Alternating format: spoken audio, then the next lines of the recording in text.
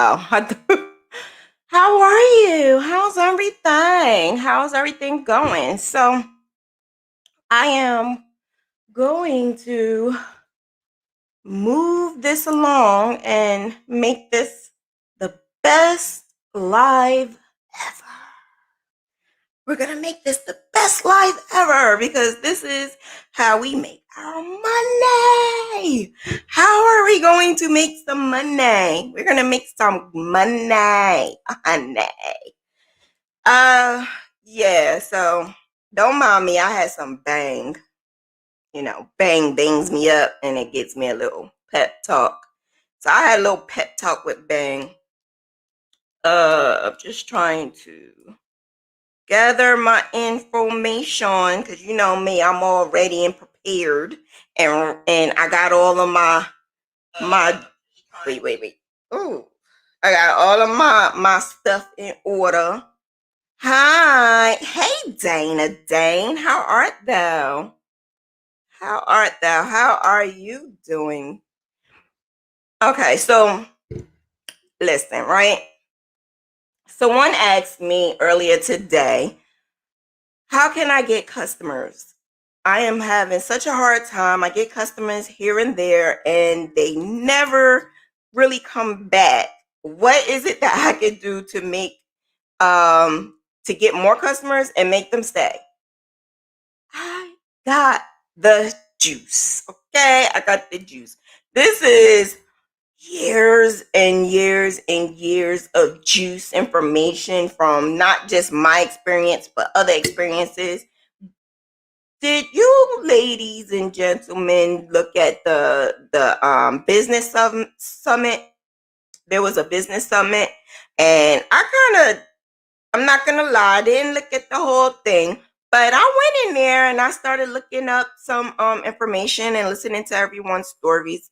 My girl Little John was in there, and she's the one who sent me the information. So I signed up for the business summit and I got a lot of great information from it. So the best thing that we need to tend to understand is we don't know everything.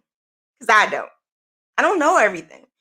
So, because I don't know everything, I open up my mind and my heart and my body and my soul for learning, to get more knowledge and to understand that it's okay that someone out there knows a little bit more than I do, and I don't mind getting that information from them. So once you open up your mind and understand that that is something that we all should do. Even doctors, they went through all those years of school, but they still go to workshops and still read because they need to get updated information. That's the problem with a lot of people. They don't do that. They feel, I know how to do a graph scan. I don't need any more education. I don't need any more work. Or I've done Divas classes before. I don't need to take Divas classes anymore.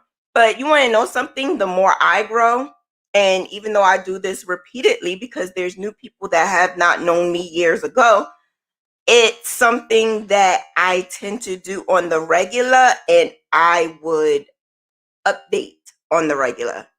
So whatever I learned, I start filling it into all of my workshops. I keep everything like quarter status, right? Because whatever worked in the past may just work for me now. And whatever didn't work, we can make it work. So I try to do that. And I'm going to show you like a little template that my girl Disha had educated me on. Now, see, I'm not too good to go to my girl Disha and be like, can I get a copy of that?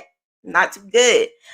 I wrote everything down. I used to write all my orders down, but it became a point in a time where I would get an order and I would write down certain things because the book that I have is just a journal of each order, what kind of yarn that I use, how much yardage you use, such and such. Not necessarily the things that Disha sent to me, like things that I would have never even thought of. So shout out to Disha for that. And if you are in the Diva Squad, you can get that template that Disha made. And yeah, to all my Diva Squad, shout out, because this is another month that you get a free graph, and it's another month where you're able to purchase whatever on a discounted price. You're going to receive the template, no charge whatsoever, and you're going to get mentor status. You need me, I'm there. All right, so let's go. Let's get this party started. I am going to start with the basics of getting a customer. So back then, right, before I even started getting customers, the main issue I had is I needed money. I needed money. I needed money, and I needed it then, fast, quick, like right now. And it wasn't coming fast enough, and it wasn't coming in the amount that I needed. So I lowered my standards so that I can receive money. So I'm going to tell you what I did, what I changed, and why I should never do that ever again. Because I lowered my standards. And by lowering my standards, it caused a rift in some of my customers. So when I needed money and I needed money fast, depending on what type of year it was, I'm the type of chick that will find any way possible to make it happen. I am that chick, that diva, that will make something up that you've never even heard of before, sell it, and have some funds coming into this household. Now, the thing about it is, the way I was able to do it is because of years and years and years of me interacting with others, me being able to socialize with others. So if you're not a sociable person, that's not going to work for you.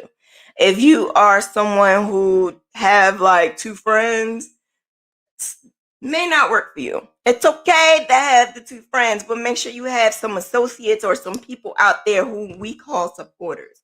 I also noticed that instead of saying customers, my customers love when I call them my supporters. Just changing the words around makes a difference. One of my supporters actually said that. She was like, I love when you say that because it doesn't make it look like I'm just all about a bag of money. And bag of money she is, because she's always ordering, and top dollar too. So that's one thing I do say to them, is that they are my supporters. You are my supporter. You are supporting my business, my Black small business. I also noticed that back in the days when I needed that money and I needed it really, really quick, I really did not have to sell myself short, because those supporters was always around. Those supporters was ready to pay top dollar. I noticed also that my craft was a little bit different than others. Okay, now, how we gonna get our customers, right? Get your pen and paper out. How I got my customers from that very beginning and how I'm able to keep them was basically selling them the world, basically making it worth their while. Um, Back then, what I would do is I wasn't getting a lot of sales. And what I mean by back then, I'm going to say maybe 6, 7 years ago. So 6, 7 years ago, I was literally like on the cuff of being homeless again for the third time. And it was bad. It was really bad. But I'm also an Eastern Star. And I'm always like doing charity work and giving. I'm always giving. That's my last name, Givens. So because I'm always giving, a lot of people see that. They don't have to say anything at all to you. You don't have to say anything to them. They see that. So I noticed that the more I gave, the more people started appreciating that and helping me out. And I don't even ask. Like they could say, oh, at the time, Sister Givens, here's a package. I entered you in the pack to get a meat package, or I entered you to get this, or here's a card with like $100 bill in it. So these are the things that started because I just gave. And it wasn't just money because I didn't have it. It was more so of my time. If it was a elderly person, I would give my time, and that helped because people they start remembering the things that you have done, right? Being an Eastern Star, there are different districts. So Jersey City may have like 10 different chapters. I'm just talking off the top of my head. I'm not sure yet. I'm not sure how many chapters we have because I'm not active. But Jersey City may have 10 and Newark may have like 13 or 40 different chapters. When we become all one, all the chapters, all the Masons, when we are under one roof, which is a lot, but when we are under one roof, you see all of the crochet garments. You see all of the people wearing their regalia because we wore our regalia when we went to meetings. So we will wear our regalia with our sash and our white nurse dress and stockings and all of that. But then you will see a mad females walking around with the hats, the scarves, handmade, crocheted, the red, the blue, well, all the Eastern Star colors, blue, yellow, white, green, red. Okay, it's better in my head. I'm sorry. You see all the Eastern Star colors, and you see all different types of. I didn't really see too many knitted. I didn't see any knitted. They were all crocheted. And it was this one sister who crocheted almost all of them. The thing is, she has a style. So we all have a style, right? We all have that style where people gravitate towards. I like that style. I'm going to go to this person. I like that style. I'm going to go to that person. So she had a style, and her style was more like chunky, big, bulky, chunky. And so you had the big bulky ponchos and the big bulky scarves and the big hats and stuff like that. Then she started going into making earrings, and then she started making all types of stuff. So Diva does it a little different, right? So I started having the little wheel in my brain start turning. And the wheel in my brain started telling me, can I do something a little different? I don't want to do what she's doing because that's her business, right? And we are a community and we need to work together. So I'm gonna let her have the hat, scarves, and ponchos. She can have it. I'm going to make a Grafghan scarf. That one Grafghan scarf I made was given. It was a gift, and it was given to my president and vice president when I made it, right? They went to a convention, so I made sure they all had it. I think the four top people that went to the convention, they all four had my crochet scarf. I think I have it. I think I could show you guys. Um, when they had the crochet scarves, right? They didn't even come back to tell me. They called me. Givens, you have to make more. Givens, you have to do this. Givens, can you make this? Givens, can you make that? And I'm like, sure. I don't know how to make it. I don't know. I have no idea. But I know Shauna can do whatever Shauna wants to do. Shauna is going to find a way to make it. Can you make this scarf with this on it? So let me tell you something. Our supporters, our peers, our associates, friends, family, they don't know what we really can do. We have to show them. We have to tell them. We don't know. Well, they don't know the limits that we have. We may have a limit to what we can crochet. And I know I'm always saying I could do anything. Diva does it better. But I'm finding that the more I say it, the more challenging you guys put me into like that corner. Like, can you do this? Can you do that? And I'm like, ugh. So I noticed that when they said, "Can you do this?" I said yes. It may have been a struggle. I may have had to find a way to get it done, but I did it. And that was the beginning of a whole situation. I was able to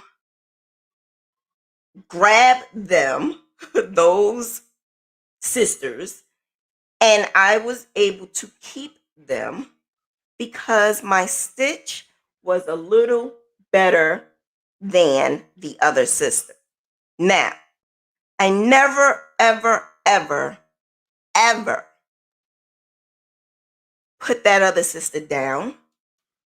I've never, ever told anyone that I can do what she did better.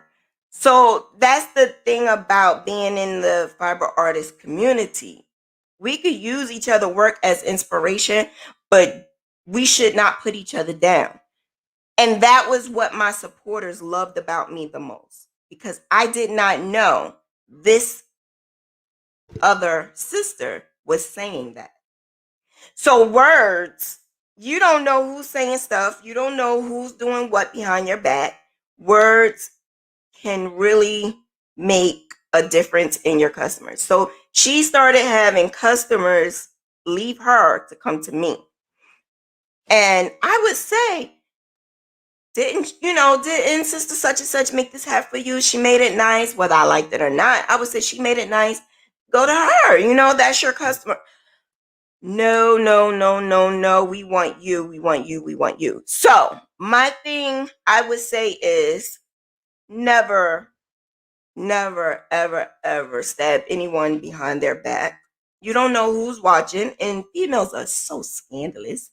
We're going to tell. They're going to tell. And also, look at other people. I don't call it competition. Look at other inspiration and try to make it your own. Because when she made her scarf, she just made a regular red, what is it? Blue, yellow, white, green, red scarf. That's it. I made a scarf with a design on it.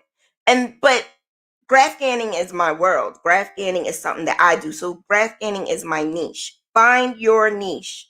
When you find your niche, stick to it and keep going. When you keep going and don't stop, even if you have to fake it until you make it, if you have to push it out just to give it to someone, make it for yourself, make it just to see if you can make it, post it and leave it. People are watching. You may think they're not, but what happens is if you're posting on not Monday, if you're posting on a Friday in February and you don't post again until Friday in June, in between that time, they're looking at divas. They're looking at my stuff because I am consistently putting something out.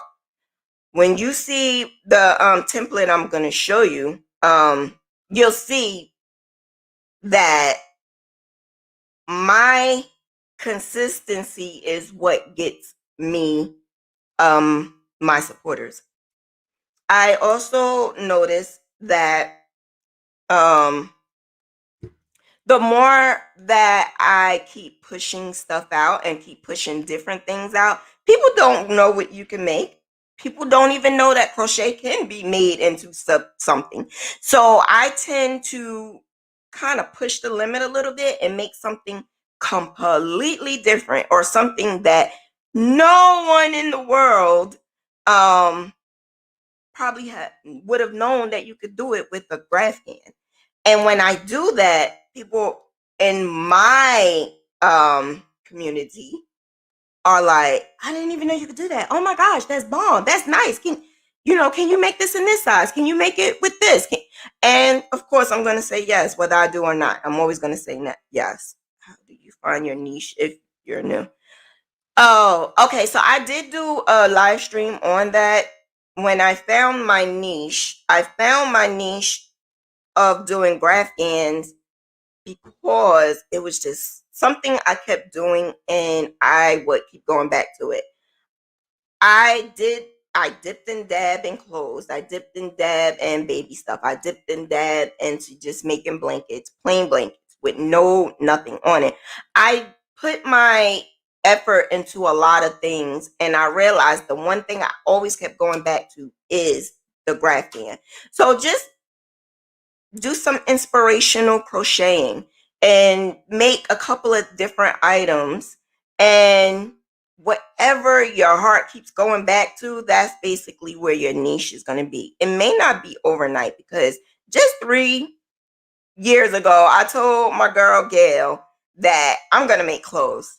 That's it. I'm done with grafting. I'm going to make clothes.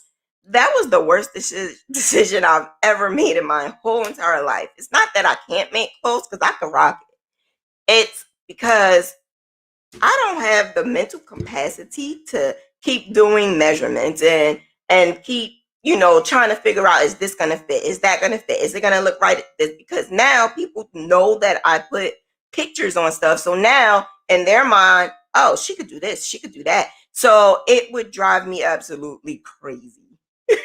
And so I decided to stay where I know I'm going to make a killer, and stay where I know I can make them really quick. You'll see in my template. And when you write things down and you look at things, you'll start seeing, like, oh my gosh, am I absolutely crazy? Yeah, you'll see when I show you. Because a month ago, when I went through my paperwork, I tried to do it quarterly. Write everything down. Write it down. You may not do this, but I'm telling you, write it down. I notice when I write things down, I tend to see and observe my mistakes, observe my winnings, observe how much I made this quarter, how much I made last quarter, what I need to change, and I'll tell you when I show you that template. But so find definitely your niche. Once you find your niche, once you have a brand, keep pushing it. So, how I get my customers? Everywhere. I get customers going to the supermarket. I get customers just going to the post office when I'm dropping off my orders. I get customers just walking in the store. You know why? Because I have earrings, I have shirts, I have pins, I have stickers. Like, everywhere I go is my brand. Just like Target, Gucci, like, everybody knows those brands. They're going to know my brand too. They're going to know. I think that the more you push your brand, the more people are going to remember. That's right. I don't have a gift for the baby shower, or I'm about to be a grandma. What can I do that's so special? I'm about to, like, it's so many things that people don't know what to do. And crochet items may not be top of their list, but because they see me pushing and pushing and pushing out something almost all the time, they think, oh, Creative Stitching Diva. Let's see what she could come up with. And that's another thing. They may not know what to have, but by me talking to them, I'm like a consultant, right? I talk to my supporters. I ask them questions. What is it for? Who is it for? When do they need it by? And as they're answering, I start forming in my head, okay, she needed by this date. I have this amount of time. She need these colors. I already have the colors. She need this theme. Boom, I already have a graph. Or I could make a graph. Okay, so the theme that she want. Someone told me that they wanted a Jamaican nurse. In my mind, I'm already picturing, what am I gonna do? This is for a baby. Another lady said the mom is a Mickey Mouse fan, the dad is a DJ. What did I do? I made it happen. I made a Mickey Mouse sleeping on the moon with a record, and they loved it. There was a hip hop theme for a baby shower. Never have I ever went to a baby shower that's a hip hop theme. So I didn't know what to do. I asked the young lady, "Do you have what you call it, an invite?" Nowadays, a lot of baby showers are not doing invites, like sending out invites. They might do a flyer, they might do something online. So I said, send me a invite. There's no invite. So in my mind, I'm thinking, what can I do? What can I do to make this happen? Okay, hip hop. This is for a baby. Why not a hip hop teddy bear? So all of these things that I am talking about, you can find them in my Instagram. I decided to do a hip hop teddy bear. The hip hop teddy bear was so successful. When she took it to the shower, she was like, "Shauna, this right here was the best gift in the whole baby shower." And not only was the best gift, you got 5 people that wanted your business card. So I'm always leaving my business cards in their little merchandise bag. So I have my little bag with my little logo and stuff on it, but then I also have my little take home things, my little slip on how to take care of your blanket, and I always add a bunch of business cards. But this particular time, she was giving them out so much that I didn't even have enough in her bag. So she had to literally go on Instagram and start sending out my Instagram. So this has been a process that I have started throughout the years. It did not happen overnight at all. But what it did do was help me realize what my customers like and what they don't like, and how can I get them to keep coming back. When I looked at the template, now the template that I'm talking about is a record of all of my sales from 2001. 2001 from January to present. This is a record of the time that I am getting the request, who's requesting it, what they're requesting, the colors, the I just make sure I put all of that in there. The payment, when they paid, if it was a deposit, everything is in the template. So for if you are a member of the Diva Squad, you're gonna get the template for free if you want it. So you just gotta let me know if you want it.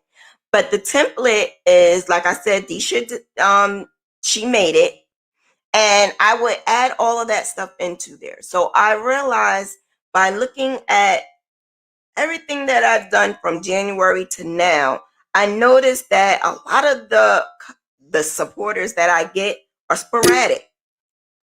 They are everywhere. They're not just in my area. I had a guy from California reach out to me. I don't know this man. I don't know him from a can of paint at all whatsoever. But he's from California, and he loves the Saints, the New Orleans Saints. And he wanted a blanket, and I asked him, "How did you find me?" He said, "I was just he said he was just going through one of his friends, and one of his friends had a blanket of mine that she posted, and it was like he was sold." So just think, one person that you may have gifted, you didn't even probably sell it, that you have gifted to someone, just by them posting it can get you a customer. So that's why we need to think out of the box and be consistent, because your supporters are supporting you and they don't even know it. Because when I asked them who this mutual friend was, because I didn't know who this mutual friend was, when I asked him and he told me, and I'm like, I didn't even make her a blanket. How about that? She was another crocheter, just showing my stuff. That is amazing, right? Just the other day, I got a message from someone on Instagram. I don't know who he is. A guy, a dad, newborn. He just got a newborn baby. And he's asking me all these questions. And at first, I'm thinking it's a spam. So I wasn't answering him at first. I was giving him like short one words, right? So we have to be careful with that, right? But I didn't want to be disrespectful because you never know. As I'm talking to him, I'm realizing he is serious. He wants an outfit for his newborn baby to take pictures. So he's asking, should I wait until the baby get older? Should I do this? Should I do that? Because you may need the money ASAP, right? I didn't want to do that to this young man. I wanted him to get the best out of a Creative Stitching Diva creation. So I told him, I think it's best if you wait a little bit. Wait until like 3 months. The baby is going to fill out more. And the item that you want, because he showed me some inspiration. So I said, the item that you want, I can make it, but I can make it like this. And I'm telling him I could do this and I could add that. And he showed me like 4 different outfits. I said, how about I take the first 2 top outfits and put them into one? That way you could get one outfit with the 2 designs that you like. He was sold. So I'm talking to my customers and I'm spitting information that they didn't even think can even happen. So here's the downfall. In the beginning, when I used to make orders with my supporters, I used to listen to them, right? We always say customers are right? Sometimes they're not because they don't know what a crocheter can or can't do. So a customer said to me, can you make this robot or whatever? I'm just making this up. Can you make this robot? And can you add this to it and that to it and make it like a wall covering or something like that? With all the detail that she's asking, and for it to be so small, it would not be possible. But you want to know the main issue that a lot of crocheters have is we say, okay, I could do it, because that's my downfall. I do that a lot too. The downfall of saying, yes, I can do it without even finding out if you can, it automatically puts your customer like, okay. And they already looking somewhere else. You need to take charge of the conversation. And what I mean by take charge of the conversation is, and a lot of people don't agree with me, but I'm going to explain to you why I do this. A graph scanner, they don't know what I can and can't do because they just see this image on with yarn. So they like, oh my gosh, you could do that? Wow, okay, I want this and I want this on it. But me graphing it for you, I'm telling you, this is not going to work. I'm telling you, this may be too small. This may be too big. It's not going to be a good size. It's going to be, because you want it in a baby size, but with all the detail and everything she's asking you to do, it's going to be bigger. No, but this is what the customer wants. So that's where all of us have a disconnect. I can't make that graph for you. You can't give what your customer wants, and your customer is getting upset. So instead of even putting yourself into that situation, when your customer comes to you and say, can I get a blanket? Can I get a layette? Can I get this? Can I get that? I kind of sort of change it, because sometimes they show you samples. Can you make this? 9 times out of 10, it's not always a graph scan thing, but with me, it is. So they would send me a picture of something I can create. So what I would do is I would say, well, how about this? What do you need it for? Who do you need it for? When do you need it by? And I start asking these questions. It's a reason why. Because what I'm about to spit to them is going to be better than what they just sent. And I'm going to do that because I know I can produce it. I know I may already have the graph.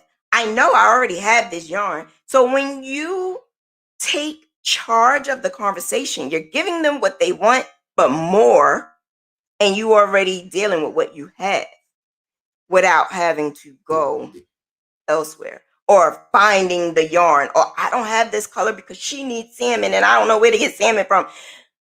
Listen, don't drive yourself crazy because they don't know the stuff we have to go through to get what they need. So when they ask for that stuff, I'm just going to tell them, I can do this for you and I can make this. How about I show you some samples?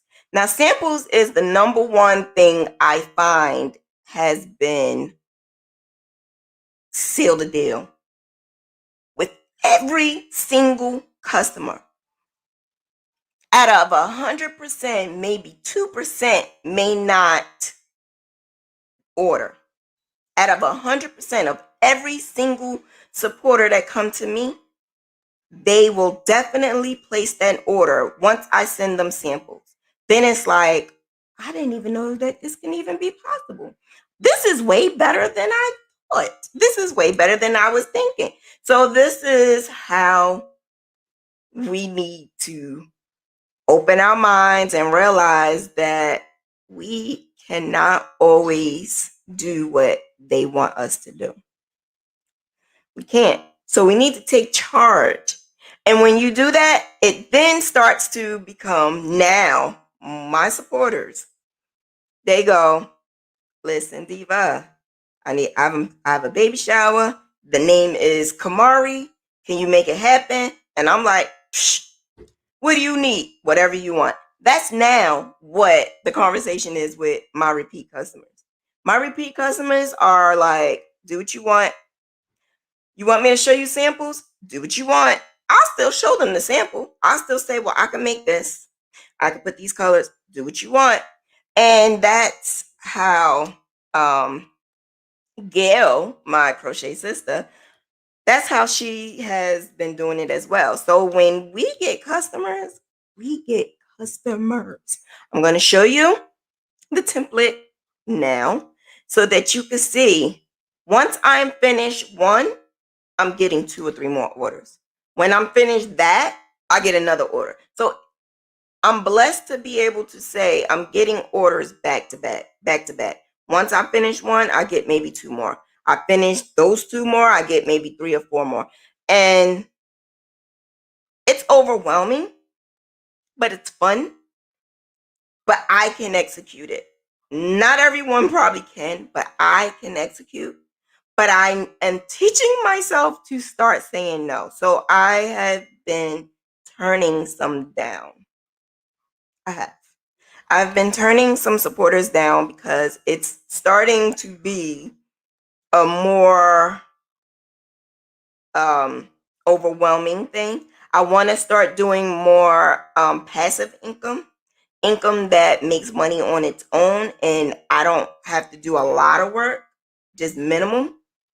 And that's why I decided to start saying I can't do this.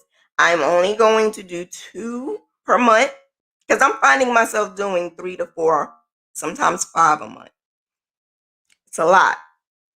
So because I'm finding myself doing that, I'm only going to obligate myself to 2 orders per month. So that's something that you have to make sure you seal the deal with. Know your capability, know what you can and can't do. Because if you are rushing and you're late, you messed up, customers remember that. They remember. You do not want them to remember your work as being late or a problem or it was messy because you was rushing. You don't want that. All right, so let me show you this template. This template is, like I said, is what Disha made. And it just shows my, can I even do it? It just shows my, my work for the whole year so far. And I think I have about 24. I think I have about 24 25. I have about 25. Sorry, I'm clicking the wrong buttons. All right, let's see. Here we go. Okay. So here we go. This is mine. And like I said, this started from the beginning of the year up until current. And as you can see, I'm killing myself. This is something I do not suggest. I am basically killing myself to do 24 projects within 6 months. Well, it's the 7th month, but the beginning. So I'm going to say within 6 months is pure idiotic. Actually, I'm not even going to say 24. I've done so far, I completed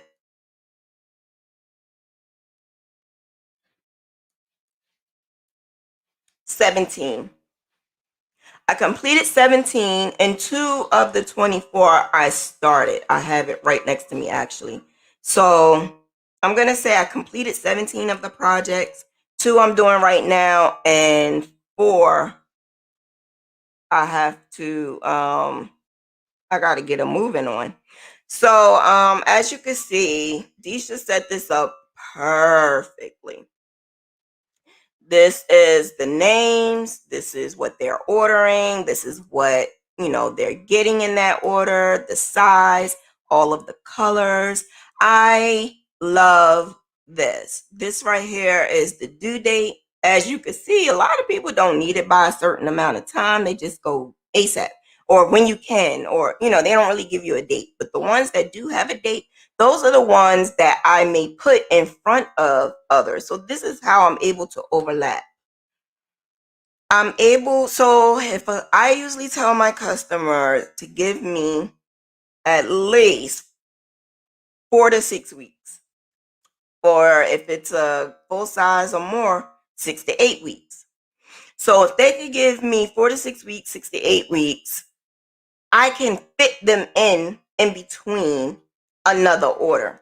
So this week I have an order for a baby outfit. She told me this like 3 weeks ago, 2 weeks ago. She told me this. She paid it in full last week. It's due this week. I didn't even start it yet. I ain't even worrying about it yet. Because, well, I ain't worrying about it at all. It's a diaper cover and some booties. Easy peasy. I can do that in a couple of hours. So I can put that in the middle of what I'm currently doing, which is the polo bear. The polo bear is due by the 19th of this month.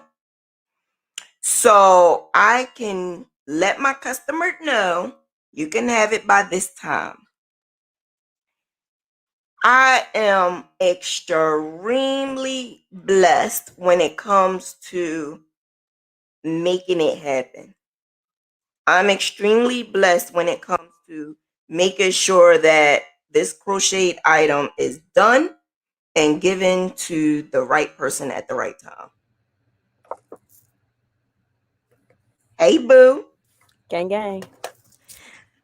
So I was just talking about you. Was you? What'd you I say? was. So I was telling them how we are so successful when it comes to these crochet orders. And you right now, I can actually say your 1,000,001 jobs don't stop you from making that happen. No. How? How? How can you keep those customers? I don't have an answer, to be honest with you. I just stay consistent. I'm blessed. I can't really, I don't really have an answer for that because it's not easy.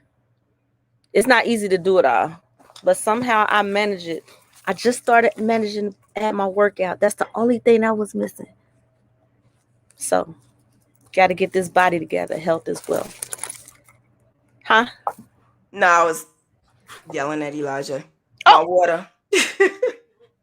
So, like, I was telling them that I just started putting it in the template that I got, and I noticed that I've been overlapping like crazy. But you do that too, right? You overlap your orders. So if your order is not due until the end of the month and you could do that little baby outfit like right now, hey, I that do right baby. there is I 85 do. bucks. I do baby outfits in between anyway. Yeah. Because I do a lot of times I can make that on the go, or I can do that. I could take it kind of to work, but I add those in anyway because babies don't wait. The blankets, because blankets are my passion, they take longer, but the babies don't wait. But I got enough order. So I'll be looking at this like, how am I gonna get all this done? But I'm getting it done. I, I'm I feel a little overwhelmed sometimes, but I still get it done. The blankets keep coming. They keep coming. They keep coming. I don't think I could take any more this year. I just said I have to start saying no. And I have been. So But at least when I do take an order, I let them know like, I won't be able to start this to maybe October. They be like, fine, can I still pay you now? I'll take a deposit. yep. That's what I find is amazing because even the baby will probably be like 6 months by that time. They still want it They because still this is want it. something that they can't get anywhere else. And that's the best part. I just started my other peekaboo and I text her the colors and she said, it's my turn. And I said, Isn't that beautiful? but her baby is not, I think her baby is due this month. And then she's, Shauna, she want another one. So I'll be hitting you up soon. Because she got an 8-year-old. And she said, I feel bad getting something for the baby and I don't have anything. She said, so I really want something for her too. And I said, okay. I said, I'll get you. But again, she'll wait because she paid for it back in March, but she wanted it. And I told her, I said, I won't be able to get to you till July. And I'm right on time. Mm-hmm. And then I also, that Droop Nasty, I told him I'll have that for you before the season start. He said, fine. I just sent him, I just went and got his yarn. He's very happy. He said, I can't wait. So I don't have anybody really. If I have somebody that's pushy, I don't want them. See, that's the blessed part I about can't it. work like that. Yeah, that because this is handmade, and Yeah. not only is it handmade, demand is very, very, very high. It's handmade, And but I work 2 jobs. I can only do what I can do. And if you can't wait on me, then I'm not the person for you. I do the best that I can. And if yeah, I'm rushing, it's ugly. that's what I just mentioned. That's exactly what I just mentioned. If you have to rush and your customer, your supporter don't understand, It's ugly. I that's make not a your whole lot of supporter. mistakes. I be skipping rows and shit. Not even on purpose, but if I make a mistake, you just look at it like, should I go back? But me, if I find a mistake and I'm 5 rows down, I'll still go back and fix it. But if you pushing me, no. That sound bad, didn't it? It's the truth because that's exactly what I would do. I haven't had to do that because I've had some pretty good supporters, and that's the thing because a lot of my supporters they're repeat Yeah. offenders and they come back all the time. Or And I will not take those people that's ordering October and want something for Christmas. No. Because I around have, Christmas time, I'm trying to do too much. And around Christmas time, it seems like the closer I get to Christmas, I just don't have time. I don't know if I'm working more or is it my mental that I don't like the deadlines. I like to freely work on something. Deadlines, I think deadlines make me move slow. But if I I don't have a decided, deadline, I could finish something in 2 weeks. That's bad. yeah. But I decided to be more proactive when it comes to like holidays. So I was like right now I'm starting to prepare for the winter. Right. And we already are doing July, Christmas in July. Mhm. So we can start preparing for Christmas. So I'm starting taking Christmas orders now. That way I can have it done. And then I'm gonna cut it off by October. It's a cutoff for holiday for anything in the holiday. But the crazy thing about it is a lot of them don't care as long as they Right. get it. As long Right. as they get it, they don't care. They don't mind.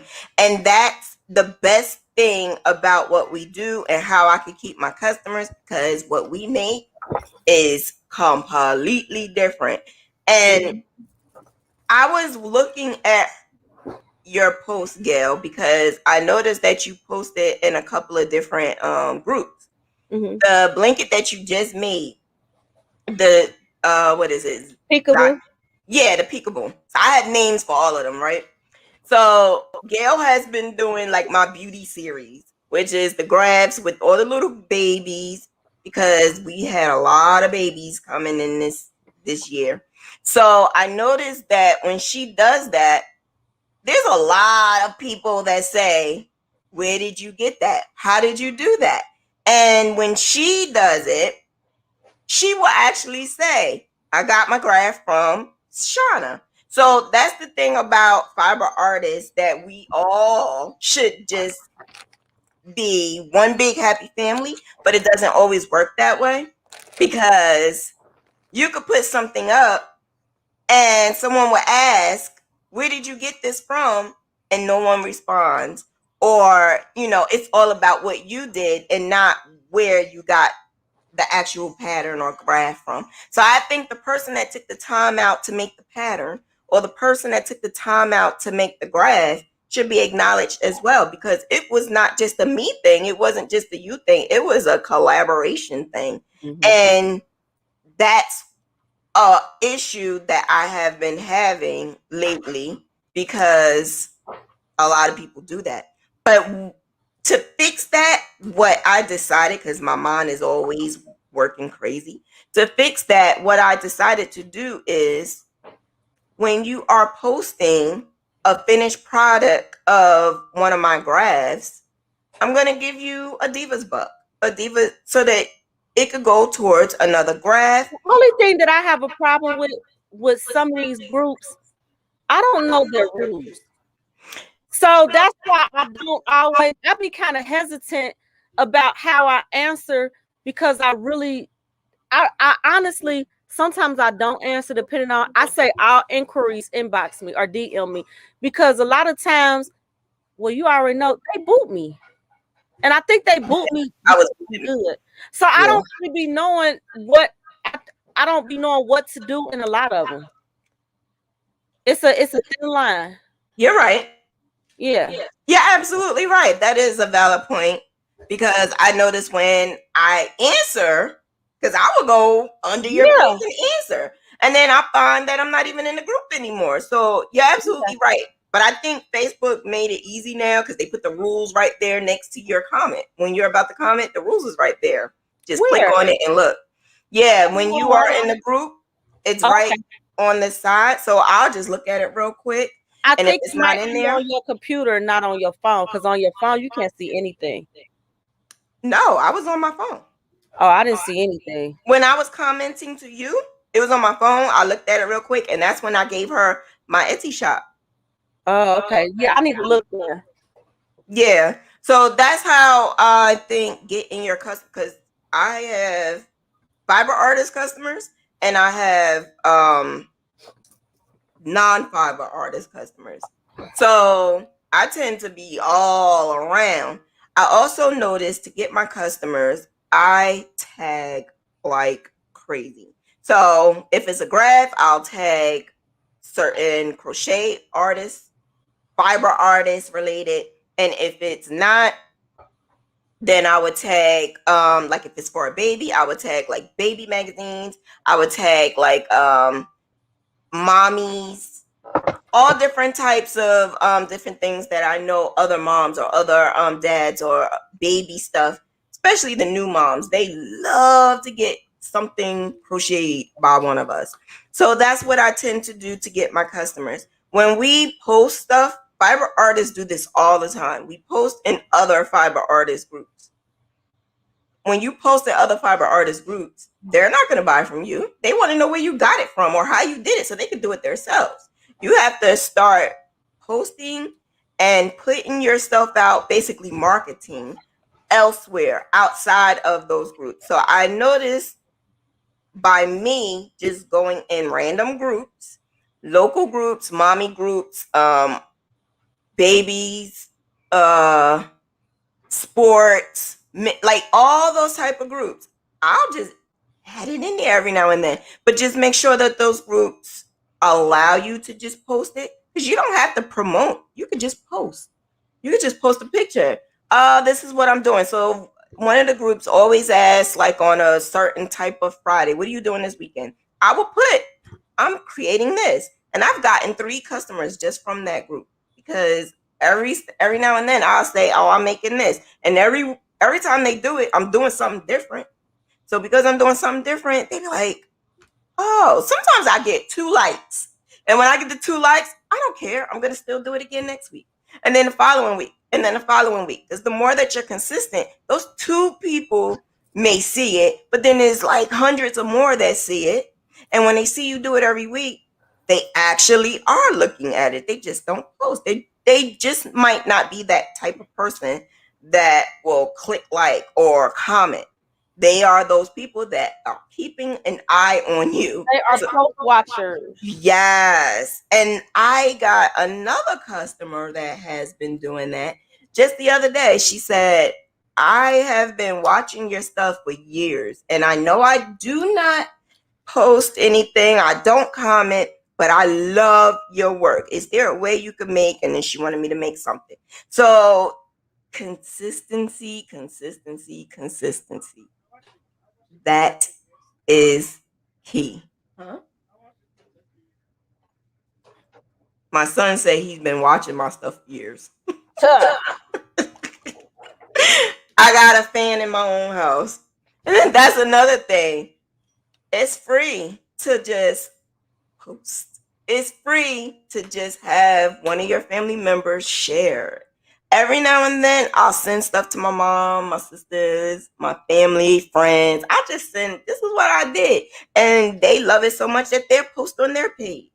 So anything, those little bit of things can get you orders.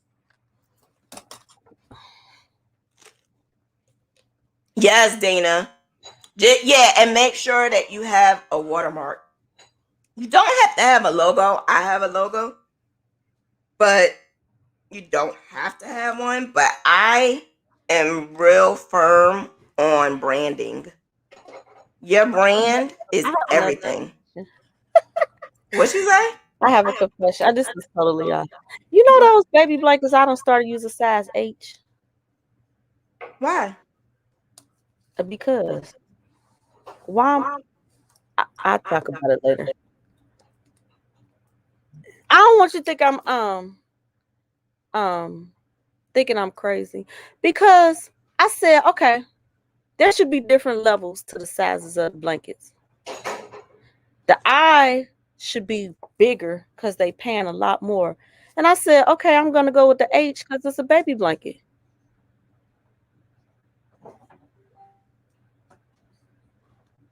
Just me. Okay.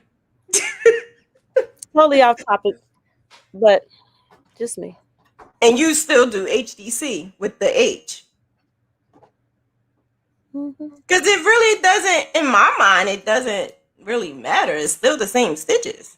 Yeah, but it's not. I think the I make them bigger. It does. But you're saying for that price that you're charging, you don't want to give them a little more because more. Come to expect that, and sometimes the graphs are smaller, so the blankets are smaller, so they need to be the size that you're paying for. So why don't you just charge them for I that do. extra? I do. Yeah. I think I charge enough. That was just totally off topic. I'm sorry. Continue on. Yeah.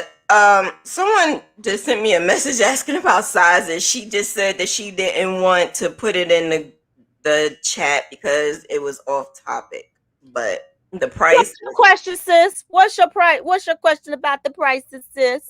She wants to know because she saw my template. And because she saw my template, she's asking the template that I showed before you came on here. The prices that I have on my template, Did I see the that? price, let me see. I don't know. You made me not. The prices that I have on my template is, oh, congratulations, Cheryl. You are now a part of the Diva Squad. You get some perks. You get the template for free. Congratulations. Oh, you saying you put this in and then how much? That's how much you charge, and then that's how much. Yeah, so the person was basically asking, do I charge that amount, and do anyone have a problem with the amount that I charge? No, I mean, if they have a problem, they don't have to buy it. But I have a problem charging less because I'm literally using my hands. It's not a machine. So I'm using my hands and I have no other choice but to charge that amount. I noticed that when I was back then, when I was still learning, I was not charging anything near those prices at all. For a blanket, I was charging like $60 for a baby blanket. Me I too. was charging I $60. used to charge 80, and I got tired of that. Yeah, I got so tired of it. And then one day, because I'm in there with a bunch of Zoomies, and they were like, your stuff is off the hook. I There told you is that too. no You didn't way. listen to me. No, I didn't. And I didn't listen to them in the beginning either. And that was because, like I said, I learned my lesson, and I'm also in a better place now where I'm able to do that. Some people feel like they can't do it because they don't have the money. Travis tell me that I'm still too cheap. Yeah, the Zoomies still say that I'm still cheap. Yeah. My But friend you want to know what? The Gina, more my brand go up, the more that prices are going my to go friend up. Gina tells me I'm too cheap too. She said you need to charge more for that. So I slowly been inching up. Yeah, me too. I have. Yeah, I have been And I too. have to realize that I'm very fast and I'm efficient. But that's all. Go ahead, Shauna. I don't want to take over the show because this can be the Gail show real quick and fast. Nah, not really. But I want to say that the best thing to do.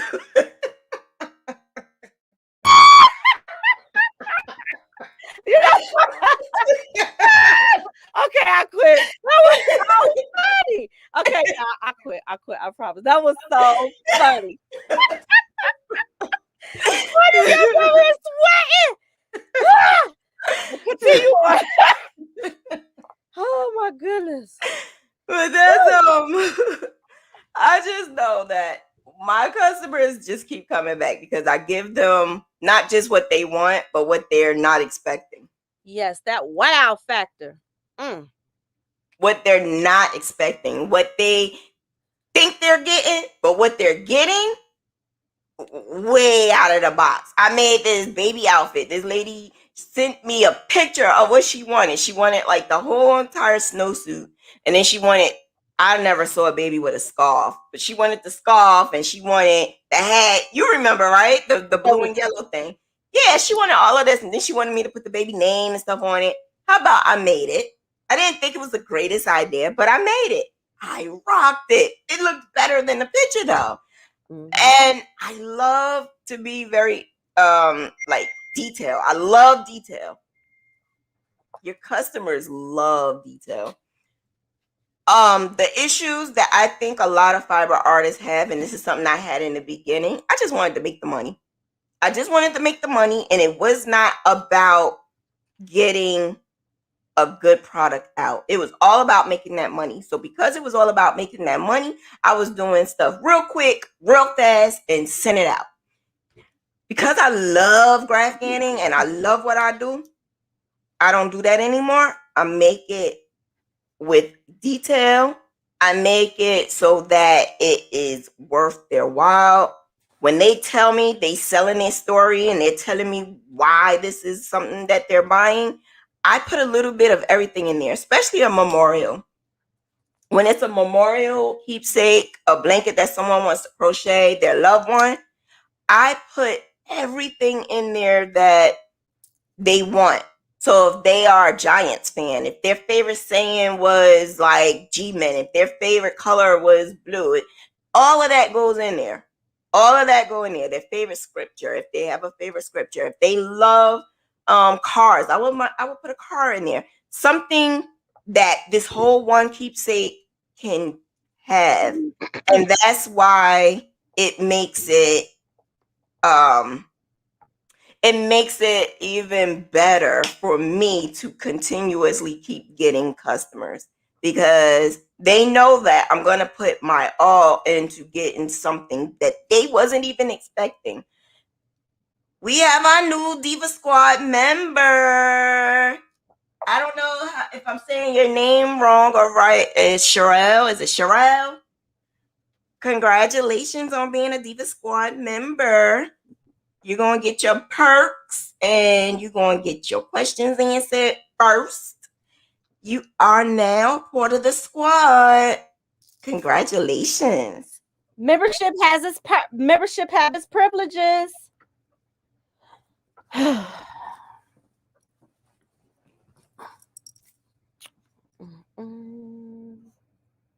So, see, what I don't like about my family is by now they should know Sundays and Monday. Oh, We not doing no family. We do family because we're in different areas. So we doing family, what they do with video chat. Why? Why now? Family video chat. But anyway, if you guys have any questions, this is the best time to ask your questions. Um I just know that getting a customer in the beginning was the hardest thing ever. But because I was stopped and I was not consistent at all. Was I, Gil? I was just the worst. I was the worst. I was determined.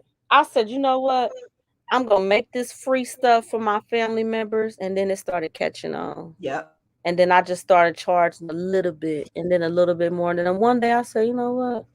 This is a part-time job. Let me get my ducks in order and make it do what it do. Now, Yeah. the rest is history. But you want to know what my issue was? My mental wasn't great. Right. I wasn't in a position to do that. I was in a position where I was only getting 400 a month. So I think a lot of I times wasn't when you're there. not confident, confident in what you're doing, because you was good. And I said, who is this? Who is this chocolate girl doing this? I wanted to know who it was. And I said, how is she doing this? I want to check this out. I want to really learn this. She ignored me. I didn't ignore you. Yes, you did. You did. I wasn't fast enough for you. You You ignored, stalked me though. you ignored me. I didn't ignore you. You stalked me. You kept saying, "Don't forget me, please. Don't forget me, please." I'm like, but you gotta understand. I was getting not just you. I was getting like 20 to 30 other people saying the same thing. But you stuck out because you was like, I want to learn this. I really want to learn this. I gotta learn. Don't forget me, okay? Don't forget me. I'm here. And you was not playing. You was determined. And that's key to a And successful then I learned business. how to do it, and I don't like it. I'm glad that I know how. Once I learned, I said, oh, this is a lot of work. She's See, talking about graphing. yes, the graphic it is way more work than what I personally want to do. It's tedious.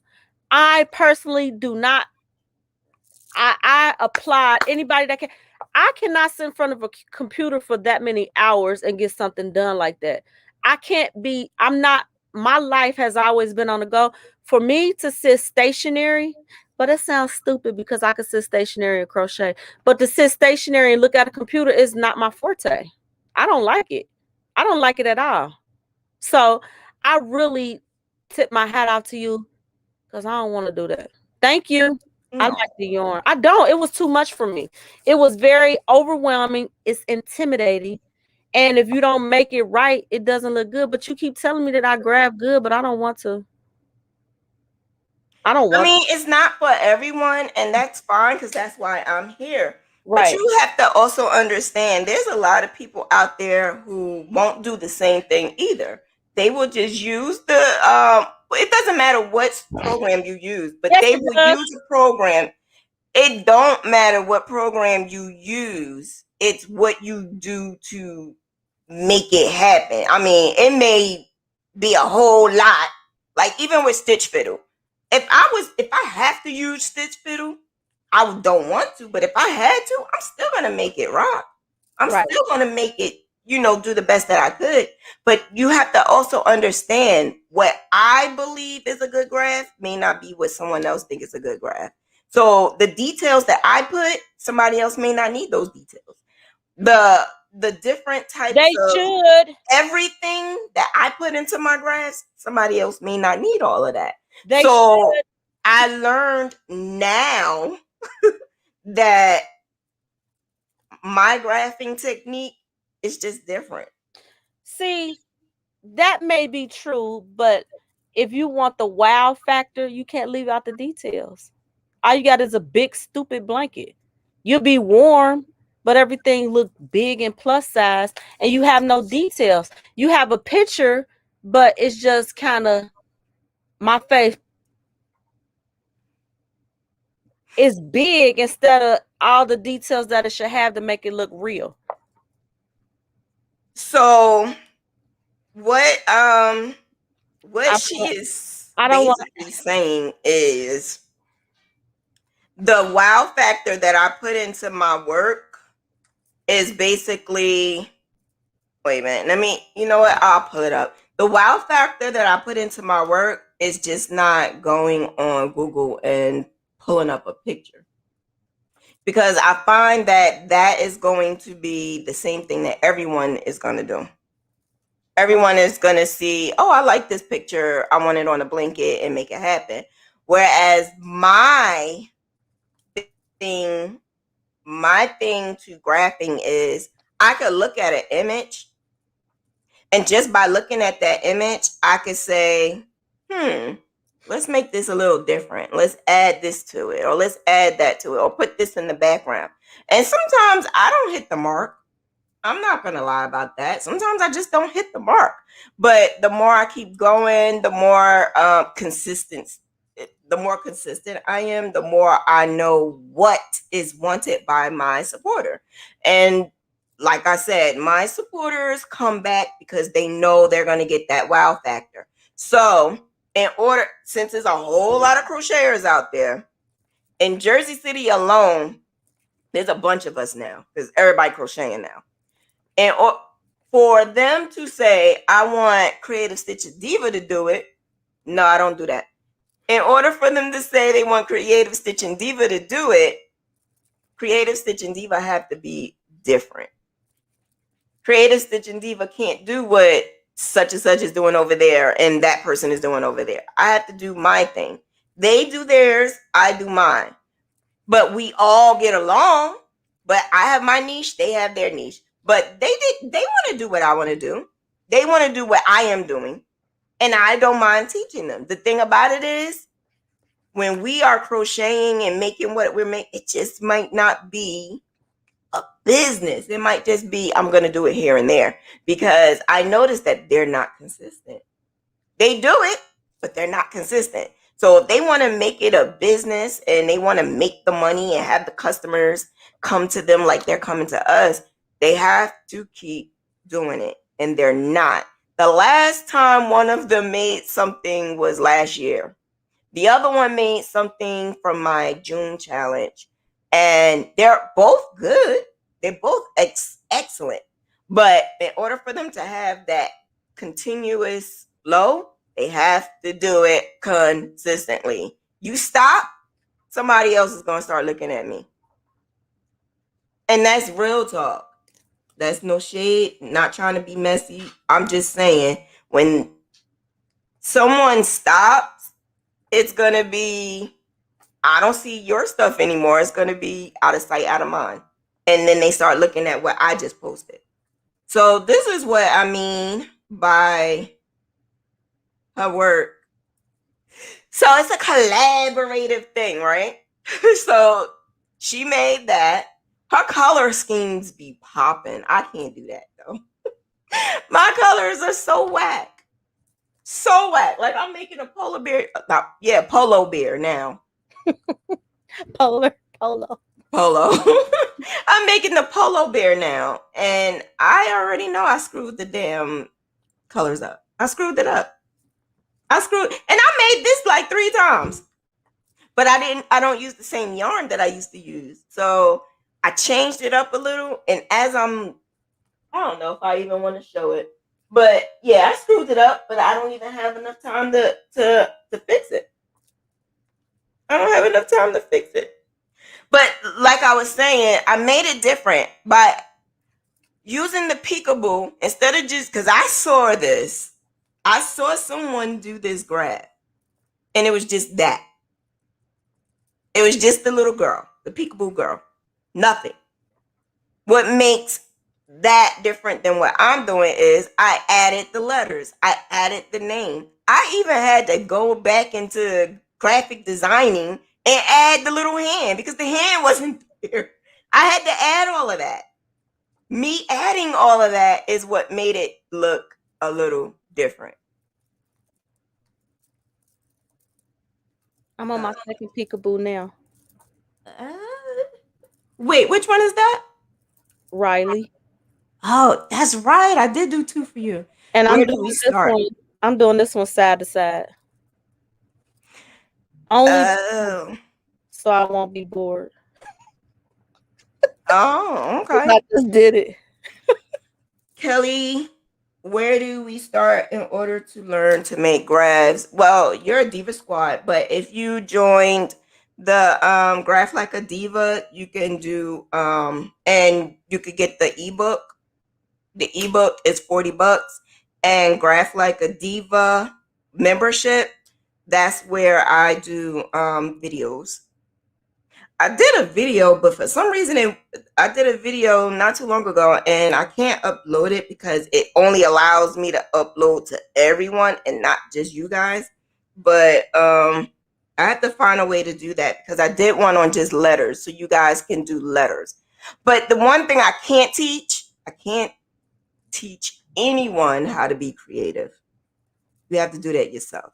How do I come up? Because someone said, can you teach me how to do what you do? And I'm like, yeah, I can teach you how to graph. No, can you teach me how to make it pop like you do? Add this and add that. So for me to add embellishments, I do not know how to teach anyone how to do that. I always been that type of person that can look at something and I can see art. I love art. Art is just beautiful to me. So I could look at an image and I can make it do what I do. I don't know. I'm just weird. But this right here is what I'm saying, what I'm talking about. The colors is different than what I did in the past. And because it's different than what I did in the past, I don't know if it's going to come out right. This is the pants. So right now you're just seeing the legs. Elijah, get out. I messed up, didn't I, Gail? I don't want to talk about it no more. And I'm not changing it. I thought about it afterwards, and instead of doing navy blue, I should have just did royal. Because the navy blue, it looks like it got issues. But I'm not good with colors. I'm good at graphing, but I'm not good at colors. That baby blue down at the cuff don't look right either. It looked like, okay, I'll be quiet. I can't do nothing about it. It looks like cloud print. I can't do nothing about it now. And I showed the customer and she loves it. Well, most time they do because they don't know no better. That's exactly what I've been saying. They don't. But I know better. I know that I'm not a good person with colors. But see, that's another reason why when we show them. You know something? For you with those jeans, since you do it all the time, no matter what you do, you need to stick with those same ones because it worked. Instead of trying to switch to those same ones, if you're gonna do that. That's what I wanted to do. But remember, I switched my whole, because I haven't did this in over 2 years. I switched my yarn around. So now I've been using all big twists. That's what I have. I was using back then, I was using Red Heart. Well, for that, you need to go back to Red Heart. Well, I didn't know that it was going to look like that. And I was going to ask you, and then at the last minute, I just decided to just do it. Like, okay, I got this. No, I didn't even say I got this. Oh. I said it is what it is. But I asked the young lady, I asked her, and she was like, I don't care. I love it. I love it. Everything you do, I love it. I'm like, okay. So it's okay to make items with other brands, icons, Polo, Disney. So it's okay to be inspired. A Polo inspired bear, a Mickey or Minnie inspired. Disney is not the one to play with. So instead of saying Minnie Mouse, I made, I don't know, Missy Mouse or something like that. I won't mess with Disney at all, but I don't want to mess with a lot of brands at all. So I will tend to use the images and just create them a little different. That's what I would do. I would create them a little different, and that's what makes my graphing style a little better than others, because I tend to make them different. Yeah. But I love the clip art, and making the clip arts to me is way better than using Disney or something like that. I think the clip art is really safer because I actually buy them. I buy the clip arts, and I could actually say this came from such and such to give them credit for their clip art, for their design. Or sometimes the thing that I love the most is I did do graphic design. I did go through the process of learning how to create. So when I can't find what I'm looking for, I will create it. I will make it. And then I have a artist over there that don't think he's an artist, and I have him draw something, and I have him make something, and make that happen. So by any means necessary, I am definitely going to make it happen. My son would love a polo bear. The polo bear that I am, it's a baby. Um, I'll show you. It's a baby graph that I made a couple of years ago, like 2 years ago. And this one young lady, I think her baby shower was polo bear themed. So she wanted the blanket to be polo bear themed. And that's what started me doing this whole thing. It wasn't something I thought that I should do, but it's what started me doing it. And for some apparent reason, it's just like crazy popping now. Like everybody wants me to do it. Wait a minute, let me pull it up. Everybody loves this polar bear. But this is my third time making it. So we got to give our customers what we want, all right? Sometimes I don't agree, but we got to get them what they want. Why it's not working?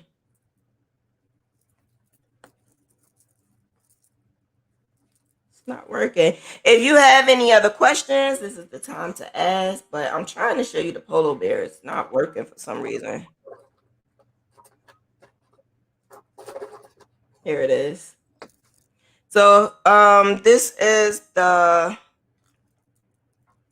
polo bear that I'm doing. I'm stuck.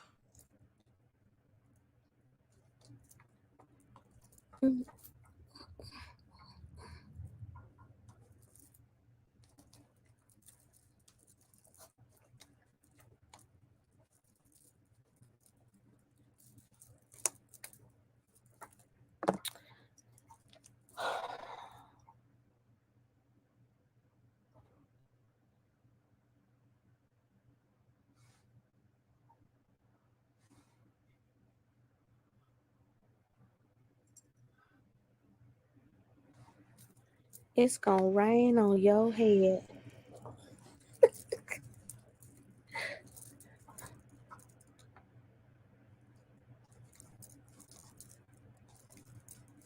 This feels like an awkward silence. Shauna? Oh, she's frozen. Hey, what y'all want to talk about? Let me see. Let me get on YouTube so I can see if there's any comments. It is definitely now the Gail Show. Hey, ladies, my name is Handsome Hearts LLC. What y'all want to know up in the show? My name is Handsome Hearts LLC. What y'all want to know up in the show? Questions. Awkward silence. Yes. Is that Kelly? Okay, ask me anything that you want to know. It's the Gail time. Y'all want to see me dance? Ow! Ow! Ask me any questions. What do you want to know? Right now, I am working on my second peekaboo. So the colors that were chosen were peach. I didn't know if I necessarily agreed with her colors, but I said okay. So she chose peach, yellow, and gray. So I added white. I added the darker peach. And I'm doing this one side to side because I just did one and I didn't want to be bored, so I decided to go this way. How many skeins of yarn do I have? Girl, 1,000,000. Just call this Michael's Hobby Lobby Joann's. Will I show my work? Absolutely. What else do you want to see? The other one I just bagged up and put it away because actually I put it in a box because I'm sending it away tomorrow. I also have another project going right now. I am working on a scarf and he is a Kentucky State alumni. So I didn't agree. See, sometimes I have a problem with some of the colors that they choose, but I'll just go ahead and go with them. As you can see, again, this is now the Gail Show. So I have he chose gray. She's coming back. She's coming back. Hey. I feel some type of way. I've been asking. Anybody have any questions? Nobody asks any questions, so I get booted off. That I feel some type of way. Well, so Kelly, I have done a Tunisian grafting, but for me, they take 1,000,000 years. So I will do Tunisian scarves. So I'm working on this as well. I have a whole about 10 scarves that I would like to do before the winter season is over with. So again, this is gonna be a make. So with Shauna's graph, me being me, I took this dog off of one graph and added to the end because it went to another one. Oh, I will show you the other one. And I'm gonna put the lightning bolt on the other end. This has turned into the Gail Show. You better not mute me. So this is my other Omega Sci-Fi. So I took the dog off of this graph and added it to that one. So as you see, I'm trying to do all my winter stuff now. Anything else, ladies? She said, wow, that scarf is cute. Thank you, Pooh. Okay, Shauna, you could continue on. I just tried to hold it down for a minute. It had got quiet, so I just had to jump in. I don't know. I was just trying to show the polo thing, and it cut me off. I'm not doing the polo thing no more.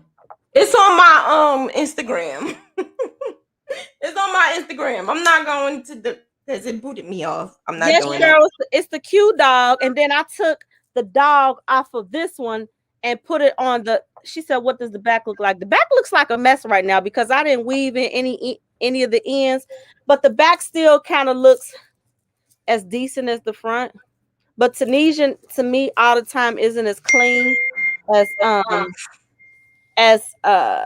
regular crochet. So it's upside down, but it's not bad. The back is not bad. But I will weave all this crap in after a while. I'm sorry. Any other questions?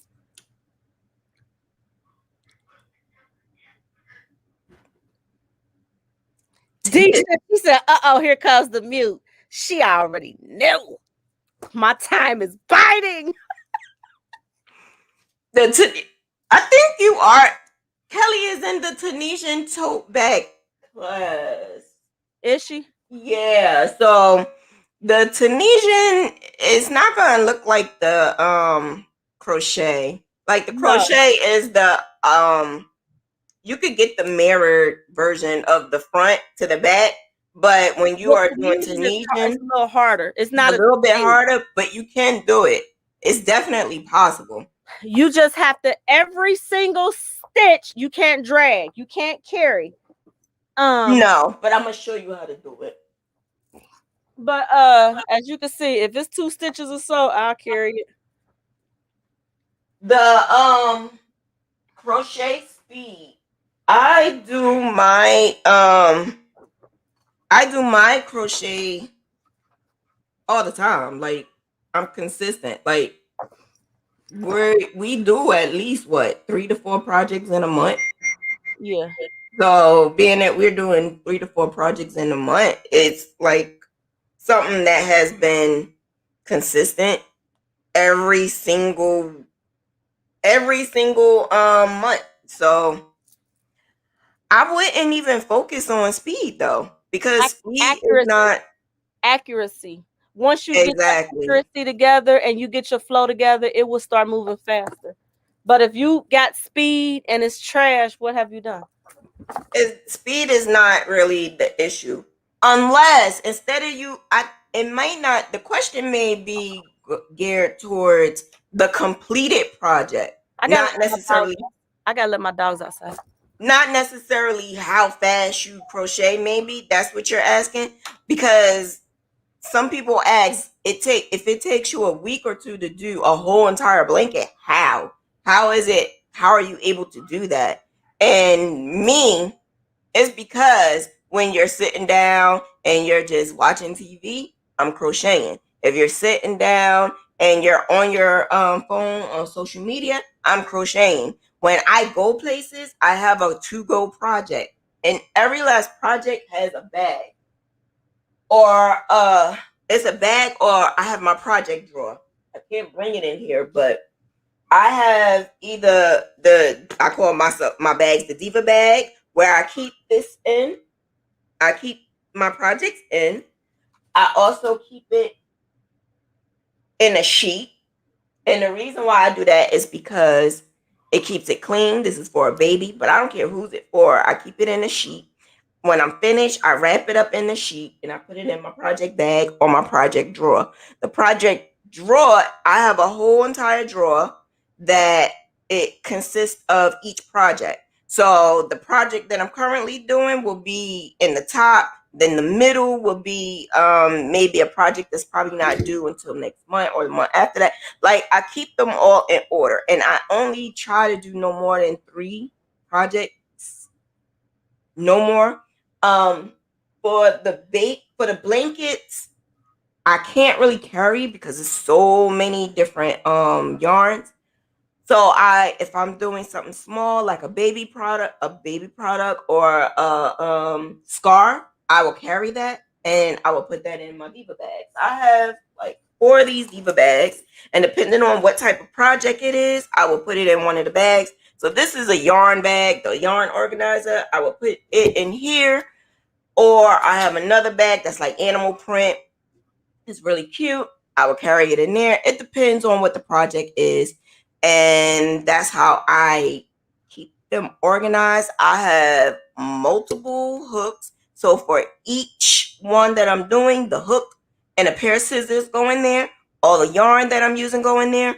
If I needed stitch markers, it goes in there. I don't use bobbins, but if you use bobbins, it goes in there. So each drawer has its own thing going on, so I don't have to worry about going somewhere else and finding it. And that's what speeds it up. Like everything is right there. Everything is easy access. I don't have to look for anything. It's right there. So when I start logging in my order and I'm about to start it, I empty out everything else that, I had from a previous order, put in the new one, make it happen. And what also speeds up my project is the fact that I'm a night owl, so I do crochet till like 2, 3 o'clock in the morning. And I do my business at home, and this is my full-time job. So from 9 to 5, I give myself breaks, which is like 10 minutes, and I give myself a lunch for 30 minutes to an hour. And 9 to 5, this is what I'm doing. Tomorrow I have a doctor's appointment, so that is going to be my health day. Yeah, I give myself health days. Today was my holiday, but I gave myself a half a day so I could do this. I add this into my days. So I treat it like a real job, because when you treat it like a real job, you respect it like a real job. And you will have to go to work. In order to pay your bills, you have to do these things. So for me, in order to pay my bills, because I have no other choice, this is my bread and butter, I have to work that 9 to 5. I have to complete this project. So that's how I am able to complete it in the time that I can complete it. Do I go over sometimes? Hell yeah. I also suffer from chronic pain. I'm disabled. So I have chronic pain. I have a lot of flare-ups. But I learned how to add in exercise, learn how to add in walking, eating better, because that plays into your overall health, your overall work ethics. And not just being at home, but even when you go out to work, having that eating well, exercising, and doing all of that, that is what help your energy. That's what help you your body. Because being that I have RA and fibromyalgia, I'm in pain a lot. When I'm in pain, do I crochet? Sometimes I can, sometimes I can't. So when I can't, I do give myself a little, a day off. But when I take that day off, I have to work extra harder um doing my project at another day. But that's basically what I do. Uh when does the Tunisian cow start? We are starting it next week. I think it's the 12th. We're starting it on the 12th. I had to change the date because I totally forgot I'm taking my little man away for a little bit, and I'll be back Sunday. So the 12th. Like when I was typist, you had to be fast but accurate. Yeah. But with crocheting, yeah. You could be fast and you could be accurate, but we also aren't machines, so I tend to try to do what I can do. And when I start feeling my hands get a little bit like it starts shaking because I'm crocheting like crazy, I will stop. I will give myself an hour or two, and if I can go back, I'll go back. I also start binge watching my favorite shows, or I would ask someone, what shows do you think I should watch? I would binge watch. It's been times that I would do a whole season watching something and do like the whole half of the blanket. I'm starting to take projects with me now so I could get stuff done. Yep, that's how I do it. And if they don't understand or if they don't like it, I don't need to be there. So do you wind little balls instead of using bobbins? No. I let it hang. I let it all hang. I let it hang, like literally, like hang. Like, yeah. Listen, I don't do bobbins because I got tired of this. I got tired of that. But what I did learn to do, like for this, I have a border on each side. So I have black on one side and red on the other side, right? So because I have that border, I would take, instead of two skeins of red, I would take this and I would pull this out, right? So I will put this right here in like a little baggie and the Ziploc bag and put it in a Ziploc bag, zip it up until you get to the very end, leave this part out, and boom, you got yourself your bobbin that you ain't have to work hard and wind it up. I do that a couple of times. I do like maybe 5 out of each one and just put it in a little baggie because I know I'm gonna need a good amount for the sides. I do that for the red and I do that for the black on both sides. The white, this whole area right here is gonna be white for a good like 60 rolls. So this whole entire white, I will use the whole entire skein, which I'm actually almost done with it. I don't, yeah. So the whole entire skein is what I use. I don't use the bobbin, but I think what she does is she will have like a cake. When you have a big amount like this, you just use the whole skein or you make balls.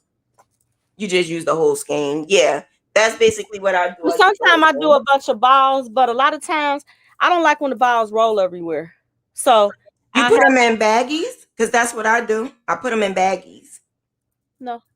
Yeah. What I'll do is I put it in I baggies and used then to I put have them a in. project bag. I used to put them in baggies, but I just let me show you. I don't. I think I done got lazy.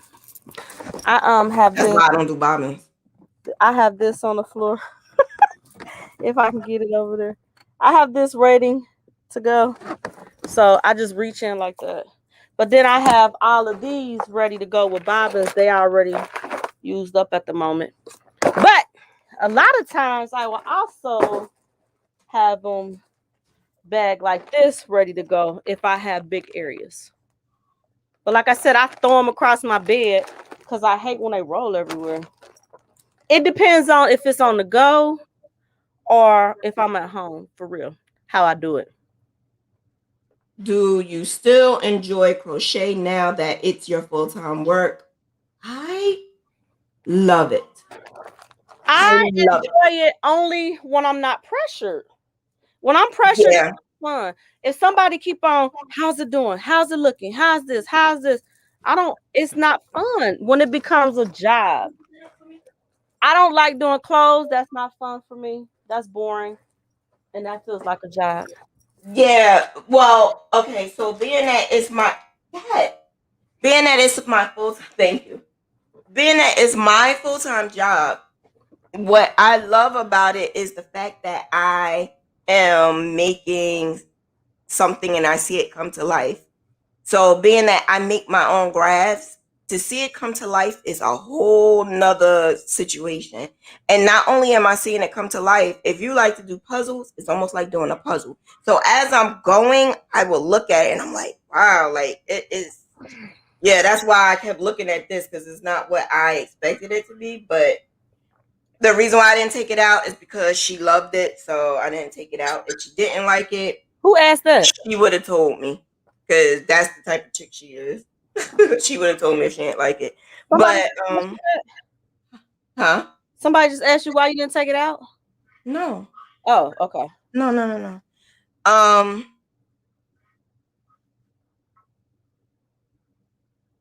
no, Disha, it's not gonna start Friday the 9th. It's starting Monday the 12th. Do you still enjoy crochet now that it's your full-time job? Yeah, I do because it's like a puzzle.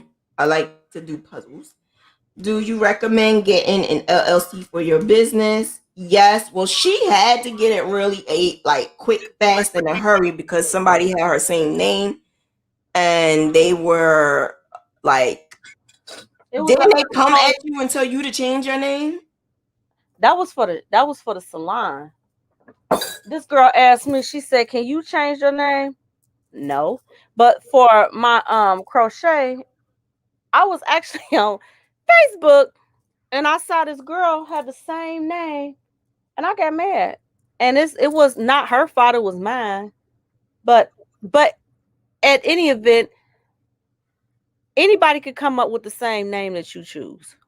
But when I saw it, I got mad because I had been hands to hearts for I don't know how long. I was like, seriously? But just because I thought of it doesn't mean that somebody else didn't think of it too. So I just had to protect myself. Yeah. Or just start with the business number EIN. Yeah, you make sure the EIN is real easy. Real easy. You could go online and do that real quick. You ain't gotta worry about that one. Um, just go online, do your EIN number. But the LLC takes a little bit more time and some money and some effort. You do not have to pay a third party because my founder of my club, she did, and it really is not necessary to pay someone else to do something that you could do on your own. I paid somebody else first because I didn't know what I was doing. Just because it pop up on Google and you see it, don't mean you choose the first thing that you see. You have to really take your time and make sure it's the right thing. Because the person I paid was in Florida. Why am I paying somebody in Florida for Ohio LLC? Like I said, I didn't know what I was doing. But I got that together real quick, fast, in a hurry. Then they tried to act like they wasn't gonna send me my money back, and I got real threatening. Yeah. Well, I honestly did not do that in the beginning. When I did it just spur of the moment because I had a business coach, and my business coach told me to do it, but take your time doing it. It's not something that you need ASAP. Um so that's what I did. I took my time with it. But now that I have it, I really haven't had to use it. I could say I have it, but I really haven't had to use it. I could build my brand. I could do whatever I need, but it's just good to have. It's good to have and to keep building on it. But your brand, to actually have your brand and make everything like all about your brand, that takes time and consistency. Consistency. Your customers love to see your brand and the consistency. When I get my supporters to purchase from me, they know my name, they know my logo, they know when they see something of mine, they know I did it, which is crazy because someone could be walking around with my scarf and they be like, Shauna did that, right? That's crazy, but they do it because no one else around here does Tunisian scarves. No one. No one does it. So they know when we went to Eastern Star Convention, like 6 people had my scarves.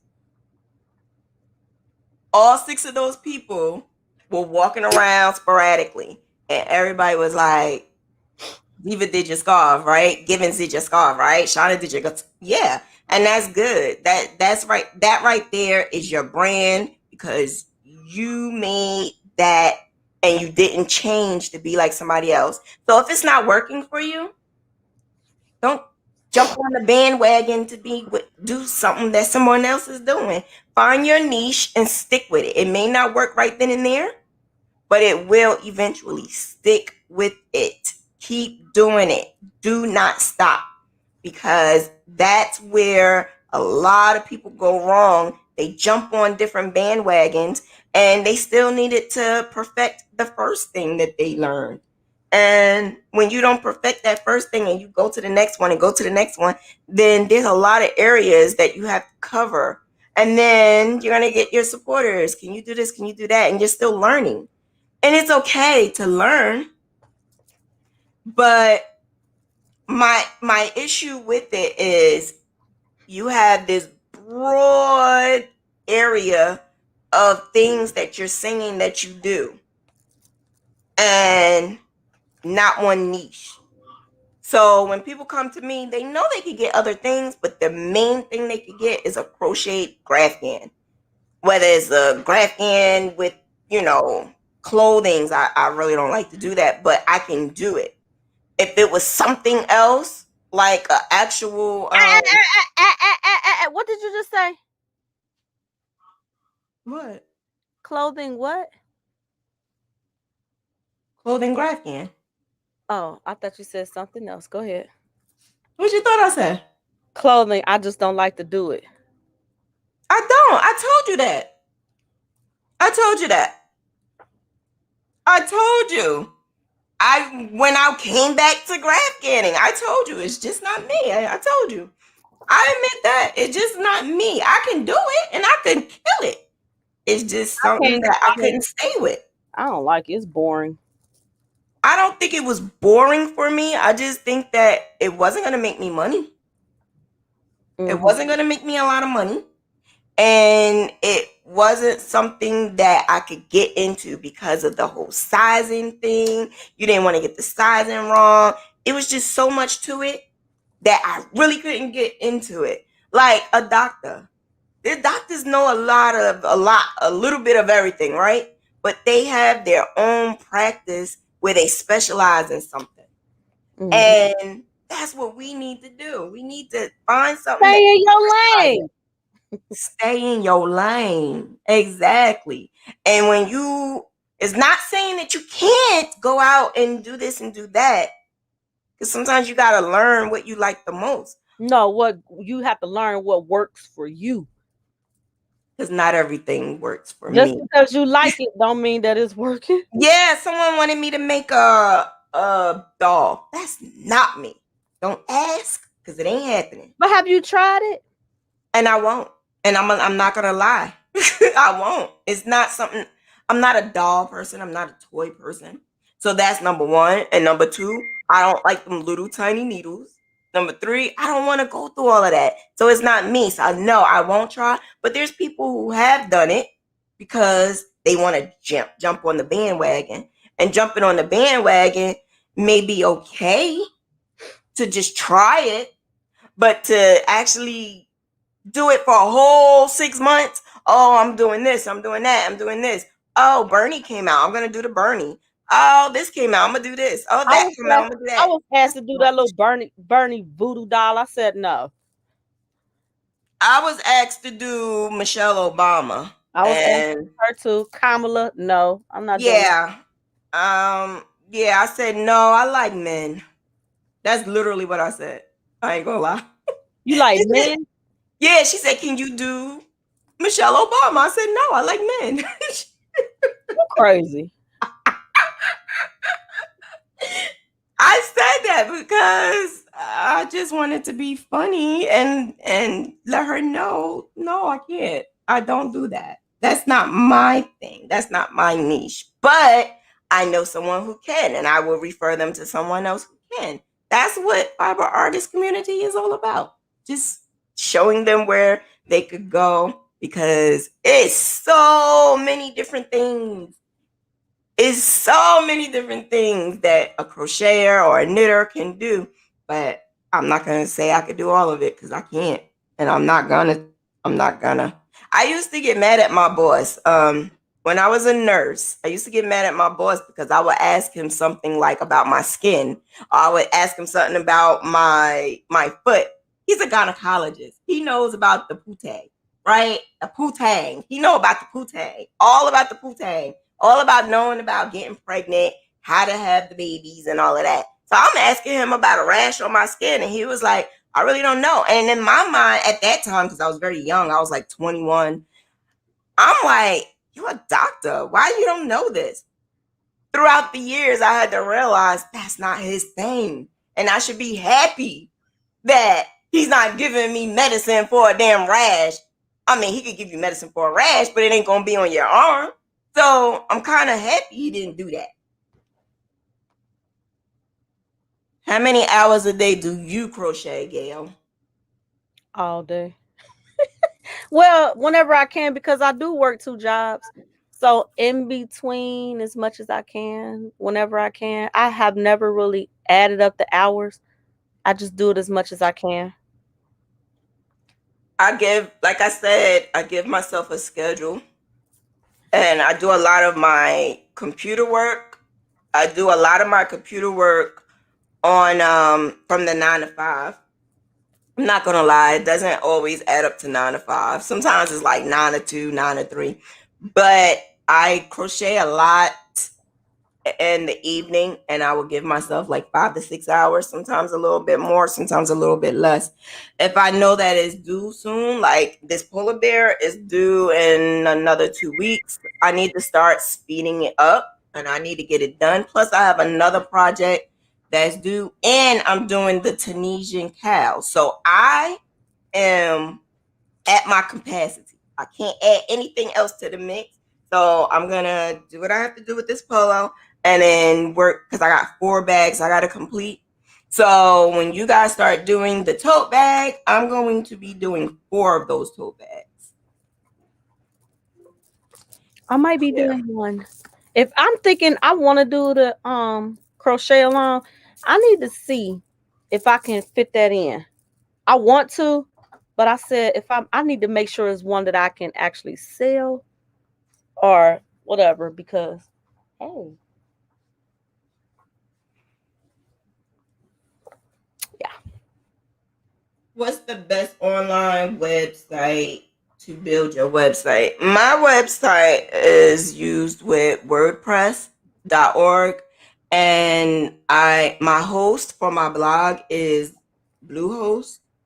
The thing about it is, I could give you the link if you want. Just inbox me on Messenger. The thing about it is, it cost me about $300 because I add everything to it, and I didn't even launch it yet. That's the bad part about it. I didn't launch it yet because I am so focused on having everything put into it before I launch it, and I decided that's not ever going to be possible. It's not ever going to be possible to put everything in it before I launch it. So I'm gonna give myself a date, and I'm gonna make it happen by that date. That's what I'm gonna do. So my date, I'm gonna do it like the end of the month, and I'm gonna just make it happen, and it's gonna launch by any means necessary. So that's what I use. But if you are not, because I'm doing a blog, I'm doing a website, and I'm doing a shop all in one. So that's why that is a lot for me. But that's where all my business is. And I have to have 2 shops, one for crocheters and one for non-crocheters. So it actually works best for me, being that I have the YouTube channel and the Google and the website is going to work hand in hand. So when someone is looking up something on Google and it's graphic and crochet related, I'm gonna show up, and it's gonna also direct me towards. It's gonna direct you towards my YouTube channel. So that's why I pay all that money for it, and it lasts for. It's not per year; it's per 18 months. So it's kind of worth it. It also gives you the SEO tools, which is great to have, and you can have a lot of plugins. I also use my Amazon Associates benefits with it. So when I could sell on there, and that's how I make money, passive money with that as well. Like it's best to have at least 7 forms of income, and I have about 8 or 9 forms that I make income. So that works. It really does. I am an LPN. I did LPN as well in Mother of Four, but I love to crochet. My issue has become getting my timing down and complete projects. So, what I suggest is your mental has to be straight because mine wasn't in the beginning, and your mental has to be straight, right? You need time for yourself. You need to make sure that woosah, right? That's number one. Number two is I learned that exercising, and you may think that this is absolutely crazy, but it helped me. When I started adding my body, my mind, and my soul to my work, I realized I was capable of doing all things that I didn't think I was capable of doing. We also don't realize that the same amount of hours in a day that you have, I have, she have, that other person have. So if she could do it, I could do it, you could do it. It's just a matter of how can I get my kids to help. The I don't know how old your kids is, but with mine, one of them can cook, one of them can clean, one of them can, like, they could share the chores, they could help out with other things with the other kids, and you have to do a schedule, and it takes time. I'm not saying it's like overnight thing, because it took me at least a year to get this mind frame.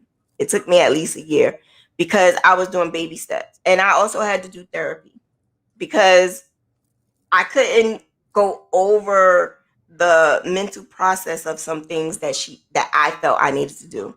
The exercising and eating better, I couldn't do that in the beginning at all. But once I was like, I'm ready, that's what gave me more energy. Eating better gave me more energy. Exercising, waking up like 7 o'clock in the morning, 8 o'clock in the morning, or maybe earlier, and going out for that walk, you still got the rest of the day to do whatever you need to do. But that walk is what got me to keep going, because I was like so energized that I would come home and I'd be like, okay, let me do some work. Okay, let me do this. And then I still had time if I wanted to exercise again later on. Bye, Gail. Have a good one. You Thanks too. for coming. You welcome. But yeah, it gave me more time to do things that I didn't think I was able to do. So that's number one. I do have a video coming that I'm actually in the process of still creating on time management and how I started from being so unorganized and disoriented until now where I am on point. I have the energy. And don't get me wrong, I'm tired a lot. Having an autoimmune disorder makes me so sleepy. When I had coronavirus, that took me out. It took me out. It took me 6 months to get back to where I was able to crochet like how I was before. And I'm still not completely 100%. But being that I'm 90% there, I would say sometimes 80. That's good for me. So, thing that you have to also realize is we're not the same. And I had to learn this. I just learned this. We're not the same. This pandemic changed us. We also are a year older. So, what we did before, we cannot do again. We need to find what is it that we could do now that is a little bit different and that we can actually function doing it. If it has to take baby steps, take the baby steps. If you have to do it one day and then the next day you don't do it, that's fine. Give yourself 70%. 70% of what you need to do for that day is better than what you did, which was 0% that day before. If you can't do 70, at least do 50. And then each day or each week, progress it. Like progress.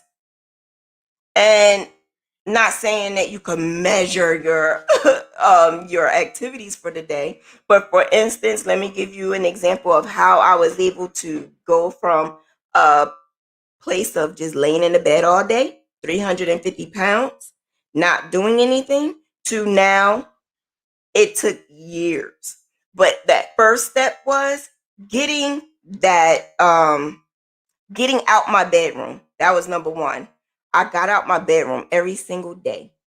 Then the next step was, instead of crocheting in my bedroom or working on the laptop in my bedroom, I would come in here. So I moved everything into here to the point where now this is my office. That was step 2 and 3. Then I was able to start doing a little bit of work in the morning. Then I started doing a little bit of work in the afternoon. Then I started doing the exercise. So these things were just steps that I decided to take step by step to where now it's like I feel lost if I don't do it. I feel lost if I'm not working on something. If I'm not working on something, I feel strange. So yeah, that's a little bit of something of how I do it. The 75% rule is something I try to do for when I want to learn how to do something. And I have a video that I'm gonna do a short video of it of how I do the 75% rule. I think I got that already. I just did the exact same thing last month with Bluehost and WordPress. Yeah, it's a lot of money. What do you do when you lose your Crojo? Not just a few days more, like a few months, and then have it feel like you don't want to crochet anymore. So I was in that funk a year or two ago, and I did lose my Crojo to the point where I didn't crochet for months and months. And I noticed people would ask, well, I haven't seen any of your work. Oh, what's going on? Are you okay? So I have a video on things that I needed to do to put it up. So instead of doing the big projects, I would do something small. I will find an inspiration or something new so that it's not boring. I would find something new, something small, and I would do it just to get my mind, like, at least the wheels turning, to get me back into wanting to do it. So the best thing about crochet is we are doing something a little bit different each time. So we are making it something that we enjoy. We enjoy doing something that we never made before. We enjoy giving someone something that they love. And that's what I like. I like to see people say, wow, this is beautiful, this is nice, and so amazed at your work. That is why I at that time back then when I was just laying in the bed 350 pounds and a lot of pain and not wanting to move, I would do a project like maybe a certain type of hat or maybe a scarf, and I would make it and give it to someone. And I would just do that just to get my Crojo back. And the more I just kept doing it, like little by little, I wouldn't force myself to do it. I was just do a little by little. I also noticed that when I would make things that I've never made before, or try knitting, try dyeing yarn, like try different things. When you try different things, it may get your crocho back. And sometimes you might need to just leave it alone for a little bit and focus on you and your well-being. And why don't you want to do this? Because crochet saved my life. So being that crochet saved my life, this is something I have to do in order for me to not have anxiety attacks or panic attacks or feel. This is also a business. This is also my bread and butter. So if I don't do it, then I might not be able to pay a bill next month.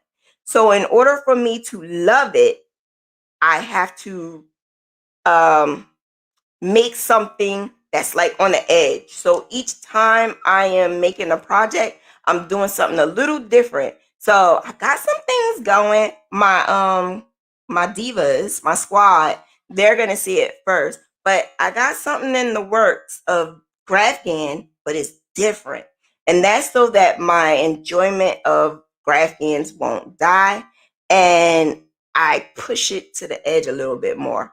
So instead of making a square, I'm gonna make a circle. Or instead of just having yarn, I might do something else. Or I might add like a 3D effect. These are all the things that I'm working on behind the scenes so that if I ever do get into that funk, I know I could do this, push it to the limit, and make it pop so I could keep going and keep, making it to where I want to keep going. And that also gets me my customers and keep my customers because I'm doing more and more and more things that they're like, it's like wow factors. Um, yes, I have orders from last year that I put on hold. Girl, I got an order that I'm so embarrassed about this, but I have an order that I did back in 2010 or 11. It's 400 by 450. Detailed as hell. I told her it's really detailed. I have to put a lot into it. She said, okay, no problem. I'm still doing it. And you want to know why? Because I lost interest in it. And then I lost the graph. I had to make the graph all over again. Meanwhile, this is a graph that took me almost a month or two to make. Not only that, it was also, I had to find, so basically now, and that I learned from that, I don't take anything more than 200. I don't do that at all anymore. Anything that's that detailed, I kind of don't do that anymore. I don't take an order that is gonna not that I don't have to take a order. What I'm trying to say is, like, now, like I explained, I keep things in order now where I have the project drawer. I never did that with that. And I also write down now my yarn. I didn't do that with that. So now I have to find the yarn all over again. I don't even know where to look. So it makes me keep like pushing it to the side because I have to find the yarn again. I had to put it in a bin. So the yarn, that the bag that I use for the yarn, I done dipped into the bag, not realizing I was dipping into the bag. So these are the things that I will never, ever, ever put myself into it. So now the money that she paid for this blanket, I had to give her some money back. But I'm still going to complete it. Thank God the person is still in this organization. It's a biker's blanket. And I'm still doing it. But it's so detailed. So when you see it, you're going to be like, it's worth it though. But I'm going to finish it. And now that I'm scaling down my orders, you saw my template. I'm doing a lot. So now that I'm saying no to these people, and I'm telling them I don't have anything else until September, October, they say I'll wait. And that's how I'm doing it. The more I do it like that, the more I'm able to complete them without going through what I went through years ago. All right. I think that's it. We are over the threshold.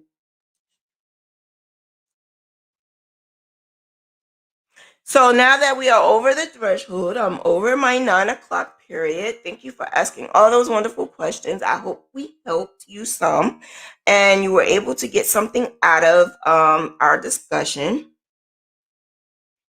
How do we get the template? What you are going to do is inbox me on Messenger your email and I will email it to you. Yeah, that's what I would do. Inbox me on Messenger your email and I will email it to you. For the Diva Squad, the Diva Squad gets the template.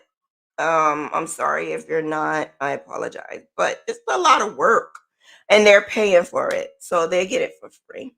So you guys have a good night. I will see you guys again on next Monday and throughout the week. I'm going to be spitting out some things. Email me, Lori. But Lori, what you emailing me for? You don't get the template though. But if you need me, you could email me. But yeah, so you guys have a good night and I will see you for I'm gonna start adding you guys in this week for next week's Tunisian cow. And if you're in the Diva Squad, I'm gonna see you this week so you can graph like the diva. Have a good night.